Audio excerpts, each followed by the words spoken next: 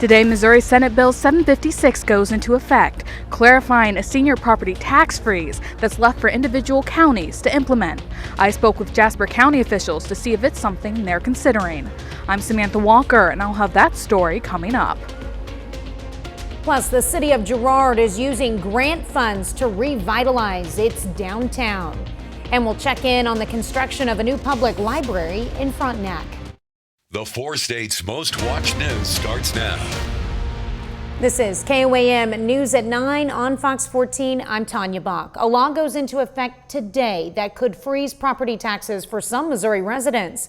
But Jasper County has not yet implemented any plan to allow residents to do so.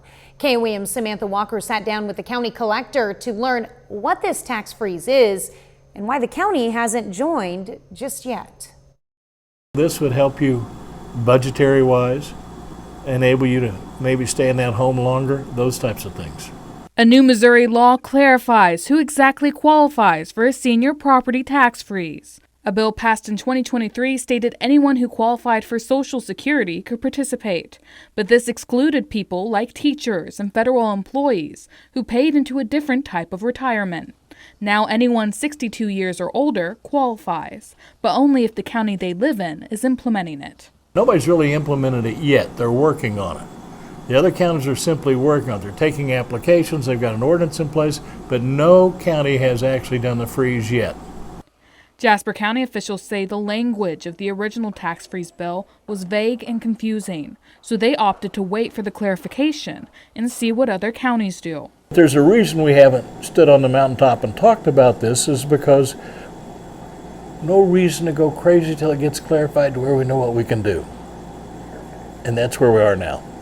He says although it's not something county officials have announced that they're officially working on, it's something several people in this courthouse have been talking about. We'll take a hard look at it. I don't think anybody in this courthouse is opposed to the tax credit for seniors. I'm certainly not. But you've got to work your way through it and do certain things that maintain the standards of integrity that the taxpayers would demand. Reporting in Jasper County, Samantha Walker, KOAM News.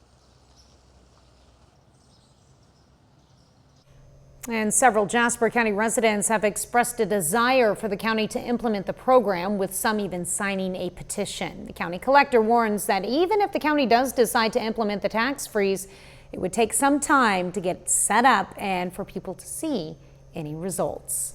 Well, Chief Meteorologist Doug Hetty joins us with a first look at weather. Yeah, and it turned out to be another super hot one across the region for us today. Then we got some isolated thunderstorms as we worked into the evening hours. Well, look at our high, 99, record 105, set back in 1954, 11 degrees above where we should be for this time of the year. It's still warm, still muggy. 81 Joplin, Pittsburgh is sitting at 81 degrees. We can go outside. Most of our temperatures about 80, upwards to about 84 degrees. And those isolated thunderstorms we had earlier, these are pretty much falling apart. So we look pretty good as we go through the rest of the overnight hours. Another hot one once we get into Thursday, but we get some changes.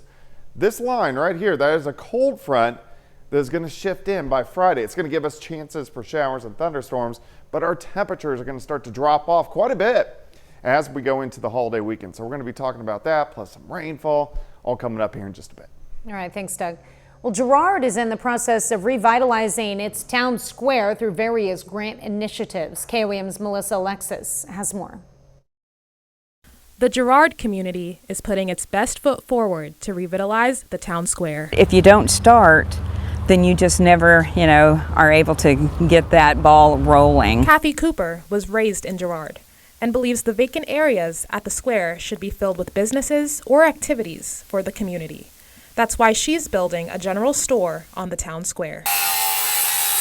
Nostalgic atmosphere and bottles with the cap that you have to take off, just old-fashioned things like that. Jenny Collins, the president of Main Street, says they offered a program where businesses could apply for grants to improve the exterior of their business. Just like in your house, you walk past things day after day after day, and you don't realize the condition of your house needs fresh paint or needs an update or whatever. That's kind of how we finally came to see our square. They hope to make changes like bringing a stage for concerts, a park, and murals.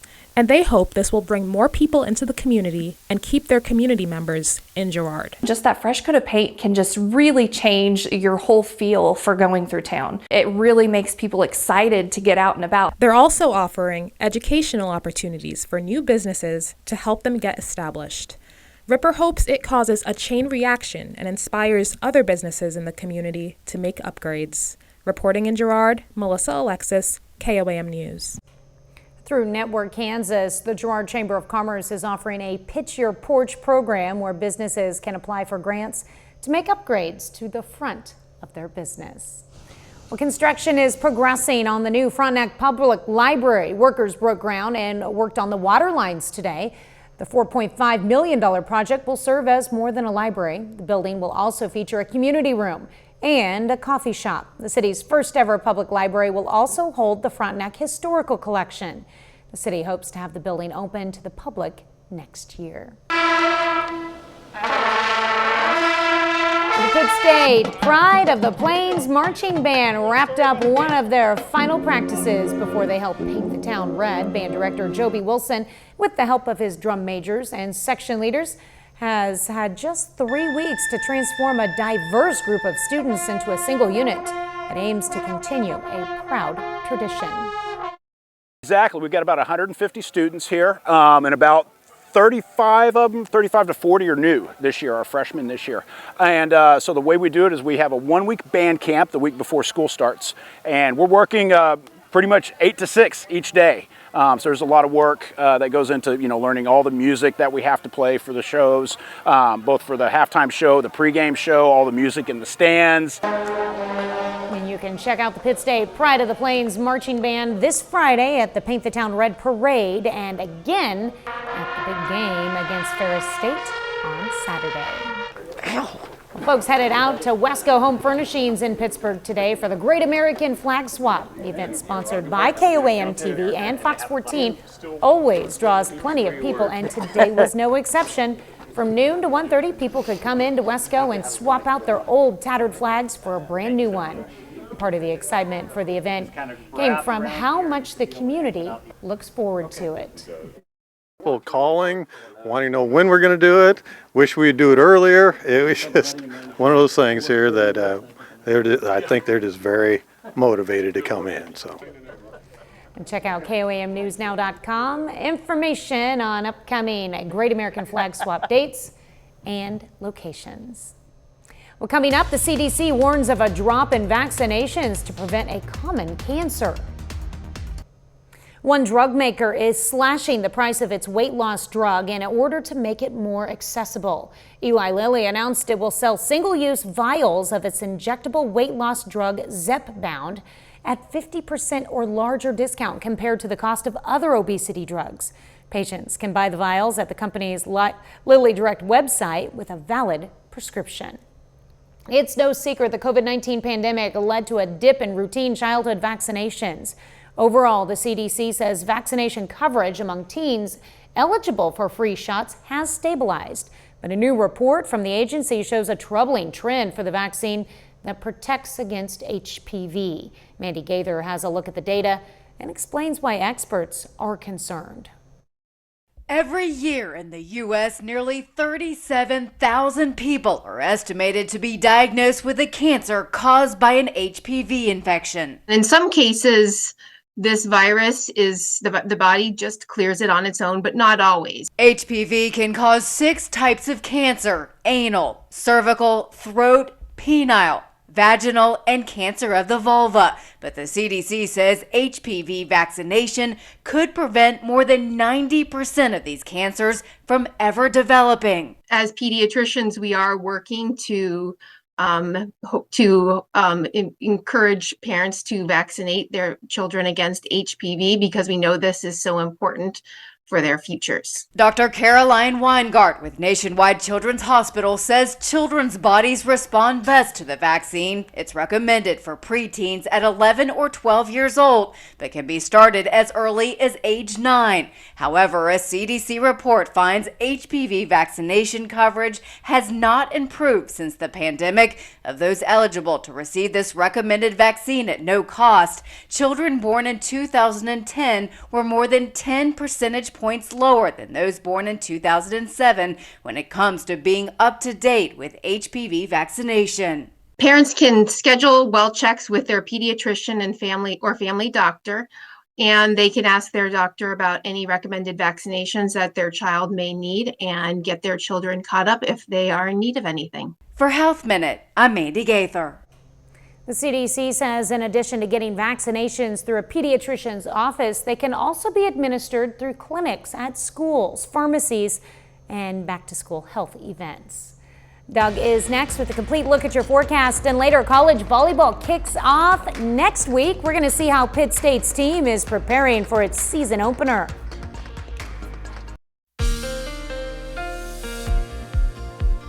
Well, of course, another hot one for us today. High temp, 99 degrees. We've been in the upper 90s all week long, and we're going to do it again on Thursday, and then we're going to start to get at least a little bit of relief in here, which is going to be nice to see. Great shot, Cornell Arts and Entertainment Complex Tower Cam. Of course, we're looking downtown Joplin off toward the northeast, right through downtown. Looks pretty good. We had some isolated thunderstorms earlier. Now that we lost the heating of the day, those thunderstorms have subsided, but temperatures still kind of 80 to about 85 across the board. Our humidity has been creeping up a little bit, dew point 65 upwards to 70. That's not the top of the scale, but that's getting up there, so kind of in that sticky to muggy range, and that's, again, what we're going to see as we go through the daytime hours tomorrow. Isolated storms we had earlier this evening, heating of the day gone, so are the thunderstorms, so we look fine as we go through the rest of the overnight hours for us tonight. It'll stay completely dry across the region, but we do have a couple waves out to the west, and that's going to start to change our weather up as we head toward the holiday weekend. So let's walk you through the next few days. By morning, lower 70s, so a warm, muggy start once again. We'll jump into lower 90s by noon. Once we get into the afternoon, look at the pop-up isolated thunderstorms once again. High temps 95, 96, 97 degrees. So very similar to what we saw today. Any storms that are out there dissipate by the evening hours as we drop back into the 80s. 73 to start, 91 by noon, high temp 96, a few isolated thunderstorms late. And our heat index is going to be up there as well. Heat indices near 100 by the time we get into the afternoon hours. So very hot, very humid, 100 to about 103 across the board. As we go into Thursday night, we're going to be watching thunderstorms to our northwest. So here's the I-35 corridor marching in late tomorrow night. Here's Friday morning. So we'll start the day with some scattered thunderstorms. Not a whole bunch of action north of I-44, but as this front slides south and east, scattered thunderstorms will really start to fire up, especially along and south of the I-44 corridor once we get into Friday evening. Scattered thunderstorms stick around through the evening hours, and still some hit and miss ones to start the day on Saturday. So here's Saturday morning, and then scattered thunderstorms again, mainly along and south of I-44 as we get into Saturday afternoon. So a lot of people are outdoors camping, hitting the lakes, or whatever, so we are going to be dodging those storms. But look, by Sunday, they mainly stay south of the region. Also notice the temperatures. Not too bad, 80s for highs. So with this next wave rolling in, we'll have to see where the heavier storms set up. But a lot of areas will pick up a quarter, half an inch, upwards to an inch of rain, which we definitely need. We're kind of in a moderate drought once again. All right, 96 on your Thursday. Pop-up storms late, 87, so looking better on Friday, 84. Saturday, even Labor Day, 85 degrees. And look at that stretch of 80s all the way through next week. Overnight lows into the 60s, so feeling pretty good. Yeah, can't complain about those temperatures. Not at all. One more nasty day. Yeah, tomorrow's going to be hot again. And then we'll get it. All right, thanks, Doug. Well, right now, some of you may be making a list to go to the grocery store this weekend. That's what I like to do. Anyway, but if you're looking for a healthier lifestyle while helping your fellow business owners, consider shopping locally. KOAM's Lonnie Walton explains why. There are many things to think about when you buy your groceries. Health expert Andrea Collars says buying locally should be one of them. There are going to be fewer preservatives. The fresher the food is, the fewer preservatives that it is going to have. Buying local helps support local farmers, which is fantastic. Eric Vimont, owner of Pasture Nectar Farms near Mount Vernon, Missouri, agrees. He says keeping food at its purest is a top priority. Absolutely do not use any additives, any chemicals, any products that are known to be harmful. It's not all about where it grows, but how it grows. The soil may be less used, and so there's more nutrition in the soil, and so that nutrition is going into the food itself. The manure from the cows and the natural elements that are in the atmosphere are the only things that stimulate our grass growth. And because of that, we have the most fertile ground around.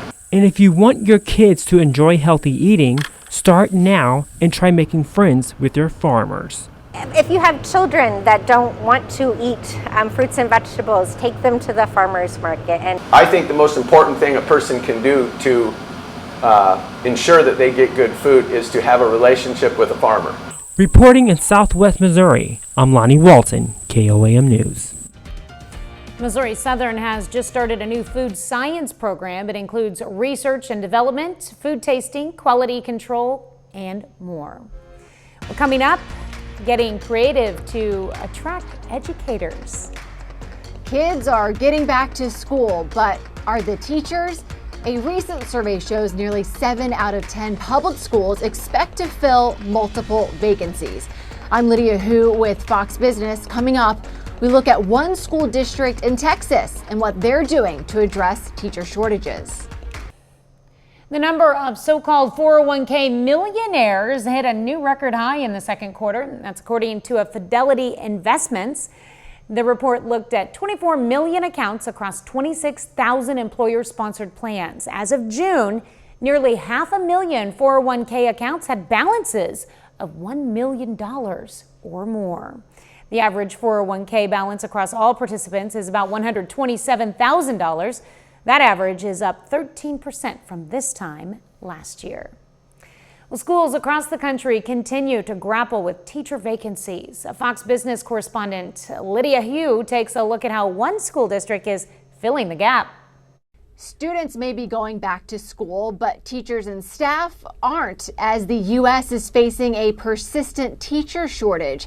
Most recent estimates from researchers with the University of Missouri and the University of Pittsburgh show the nation has 55,000 teacher vacancies and another 270,000 positions that are filled by someone unqualified. But down in Texas, there is hope. The superintendent of the Hutto Independent School District says people do want to teach, but it's the cost of college that stands in the way. The school district is launching a new apprentice program with help from the Department of Labor. An apprentice can get paid about $24,000 a year to be an assistant teacher, and the program will pay for the apprentice's bachelor's degree so they can go on to become a certified teacher. I was astounded at how many people were truly interested. We had a night where we proposed the apprenticeship program, and 197 people came. With the apprentice program paying for my school, it means a lot to me because I don't really have that much money. So for me, without the program, I wouldn't be here right now. The school district is taking on 48 apprentices this year, and they hope this model could be replicated across the country for a possible long-term solution. In New York, Lydia Hu, Fox Business. Up next, we'll learn what was actually wrong with this eagle in Missouri, originally believed to be injured. A bald eagle that was recently rescued in Missouri was believed to be injured, but upon further examination, rescuers determined he was just overweight. The eagle was found near Wilson's Creek National Battlefield in Republic, Missouri. Now, following original reports the bird was hurt, the state's Department of Conservation said the eagle appeared to be healthy. Instead, it was discovered the eagle had enjoyed a big meal of what was suspected to be raccoon roadkill. In other words, too fat to fly, the department said in a Facebook post. Their words, not mine. Conservation officials say the bird has been rehabilitated and released. Gotta watch what you eat. 30 more minutes of news, weather, and sports is coming your way. Some Southwest Missouri residents voiced their frustrations with CARD's trash service. Plus, another grand jury indicts former President Donald Trump on election interference charges. You're watching the 4 states' most watched news. This is KOAM News at 9 on Fox 14. I'm Tanya Bach. More people in some Southwest Missouri towns are seeing trash build up in their neighborhoods. Adam Woodbray spoke to some customers of the CARD's trash service who say their garbage bins are not getting emptied for weeks at a time. Almost a month. That's how long this pile of trash has been building on the curb. The man I spoke to today says he's tired of paying to have his trash removed, but it never goes anywhere. And he's not the only one. I just want them to pick up the trash that they haven't picked up for the money that we paid for. People in some rural communities fed up watching their trash piles grow. 3 weeks. They've gone a couple of weeks before, and we've called and called. Oh yeah, we'll have somebody out here, and maybe once in a while they will, but now lately we've been calling and they're just not sending anybody out. Keith Johnson, a CARD's recycling services customer, says piles of trash like these are a common sight in Conway. In the beginning, he had no issues with CARD's service.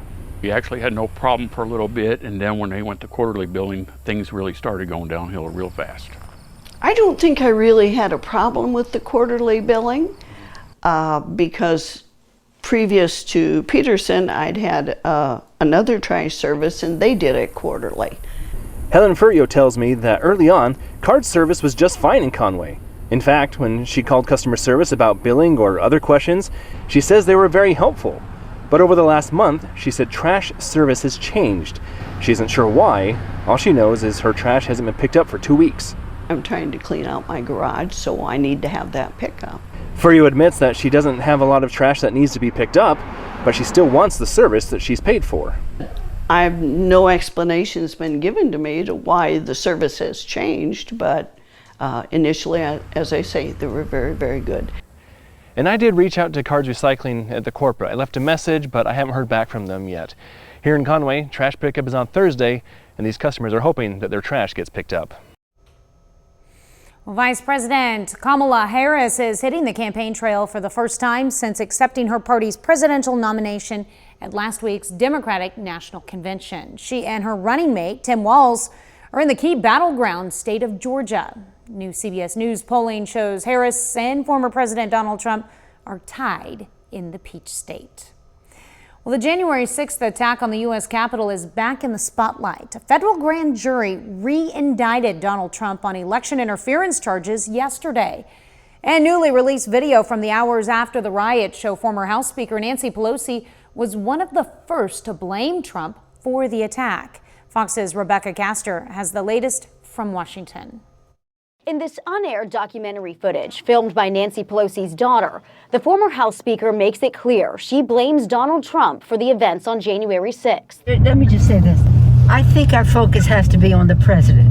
Let's not divert ourselves. The footage was recently turned over to Congress as part of the GOP investigation seeking to absolve the former president of any wrongdoing related to the riot. The real remedy to this outrageous and egregious sequence of assaults on our constitutional democracy is going to be the people acting to make the constitutional meaningful. Nearly 4 years later, the events on January 6th are still being fought over, and the legal battle has a long way to go. After the Supreme Court ruled presidents have some immunity from criminal prosecution, Special Counsel Jack Smith is trying to keep his election interference case against Trump alive. He re-indicted the former president on Tuesday, dropping some specific allegations against Trump. There's, again, no chance that this case is going to trial before the elections. And of course, if Donald Trump is elected, this could very well be Jack Smith's final act at all in these cases. Posting on Truth Social, Trump says this is merely an attempt to interfere with the election and distract the American people from the catastrophes Kamala Harris has inflicted on our nation. Vice President Kamala Harris and her team have already dubbed this election as the convicted felon versus the prosecutor, something she's sure to reiterate if the two meet on the debate stage next month. In Washington, Rebecca Castor, Fox News.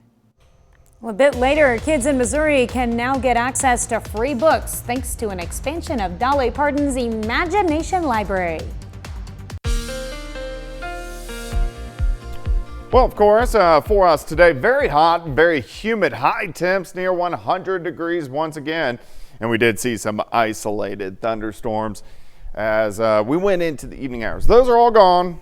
If you got a little bit of rain, consider yourself a little bit lucky, even though some of those storms were a little bit stronger. Nice shot. Cornell Arts and Entertainment Complex, Tower Cam from 7th and Joplin Street, looking at downtown Joplin. Still, we're sitting into the lower 80s, so it's warm. It's muggy. Dew points, which measures our humidity, upper 60s to near 70, puts us into that sticky to muggy range. And that's where we're going to be once again as we go into the daytime hours tomorrow.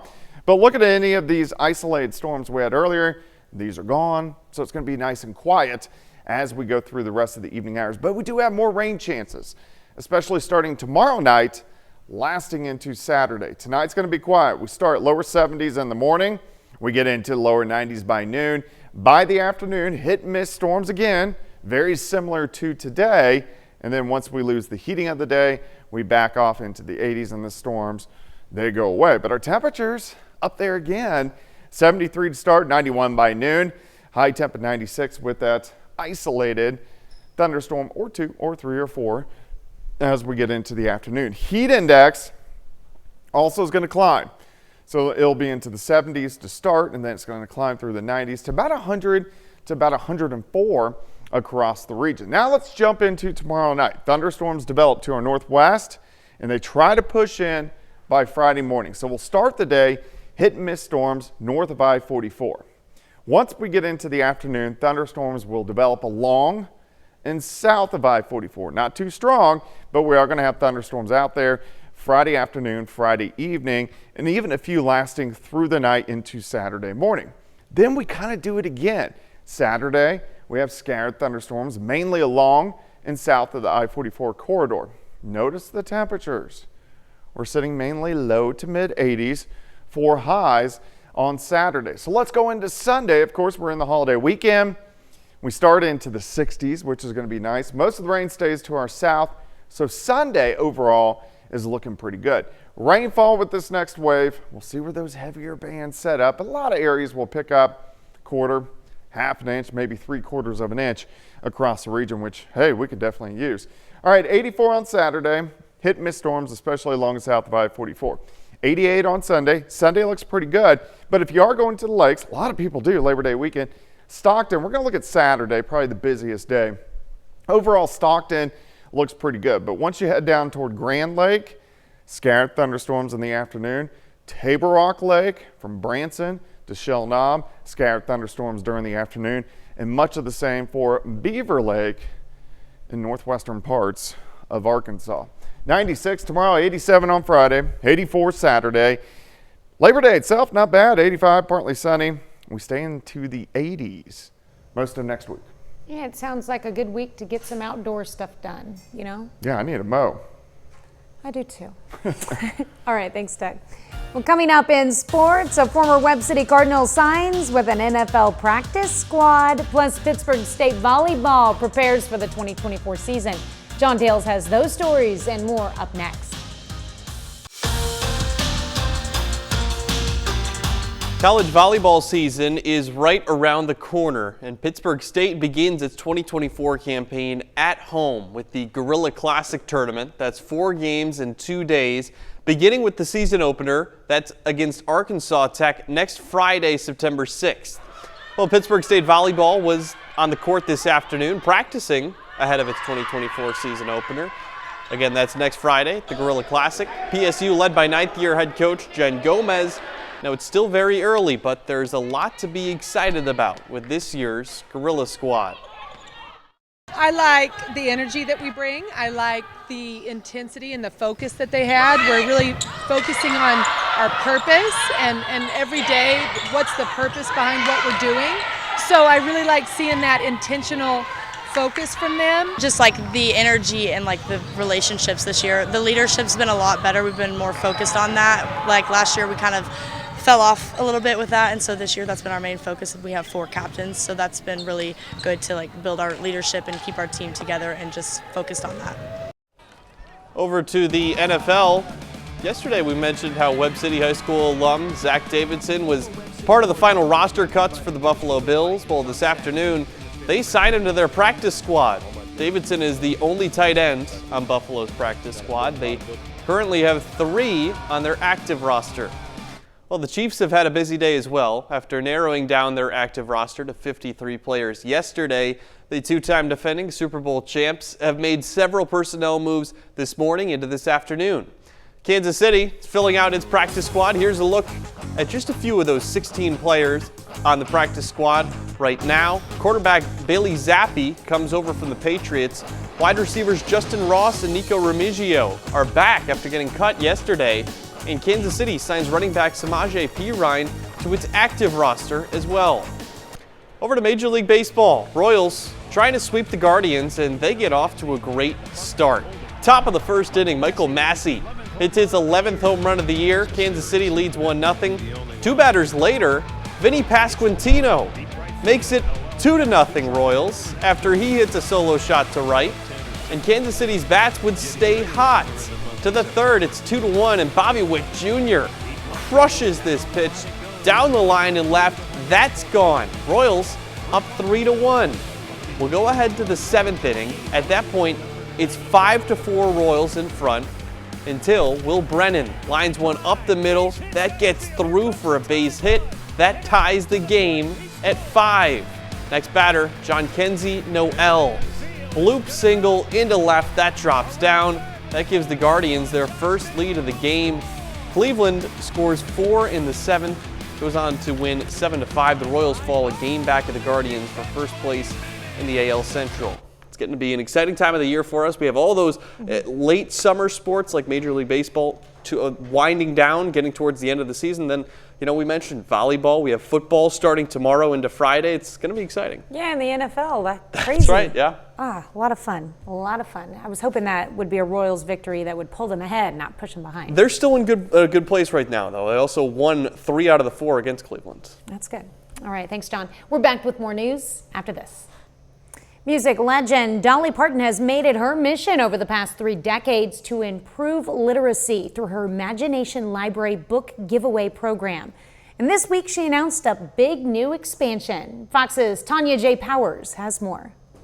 I believe it's time for Dolly Parton to become our newest Kentucky Colonel. Yay! I would love that! Music legend Dolly Parton getting a rare honor from Kentucky's governor on Tuesday as she announced the expansion of her Imagination Library to the Bluegrass State. It's also expanding in Missouri, meaning there are now 21 states where all children under the age of 5 can have free books mailed to their homes monthly until they start kindergarten. Overall, about 3 million books are expected to be sent out every month. It's really a great way to teach children when they're very young to learn to love books and to learn to read. The expansion comes as teachers across the country are facing lower literacy rates. In Kentucky, just 42% of elementary students read at grade level. It's even worse in Missouri, where rates are hovering near 30%, reflecting a nationwide trend in post-pandemic education.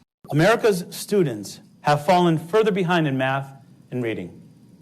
And the achievement gaps that have been a stain on our education system are even worse today. And while Parton is mainly known for her decades of work as a musician and actor, she also says she wouldn't mind being remembered as a tireless advocate for children's literacy.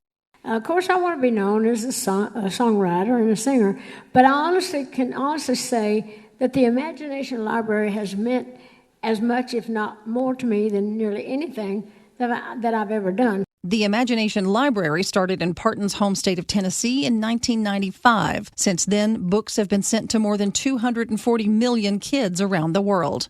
In New York, Tanya J. Powers, Fox News. Well, coming up, as Twisters becomes available at home, we'll see how Fox got a special opportunity to put their own spin on the movie.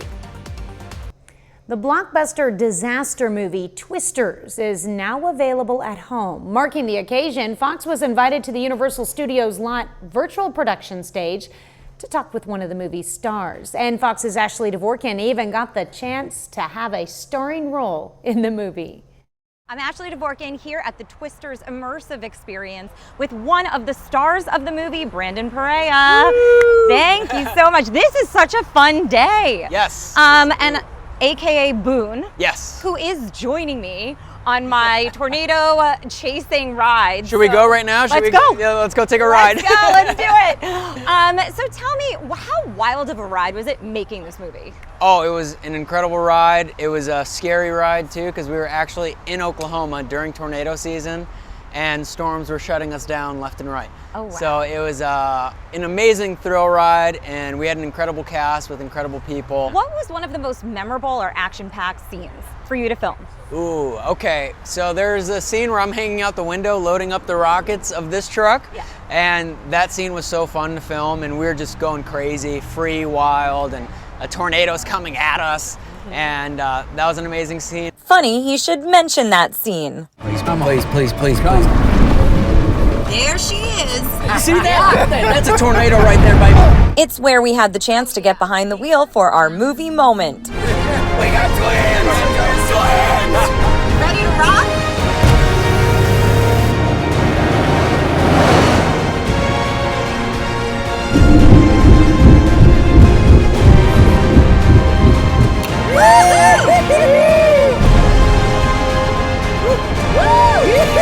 Let's get the flares ready. Yes, sir.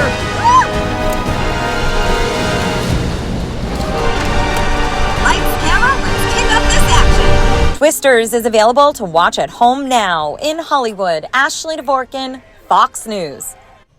Ashley had no fear in her voice there. That's our time for tonight. Thanks for joining us. We're going to leave you with video of a 5-day-old panda cub at the Berlin Zoo. Oh, have a great night and an even better tomorrow.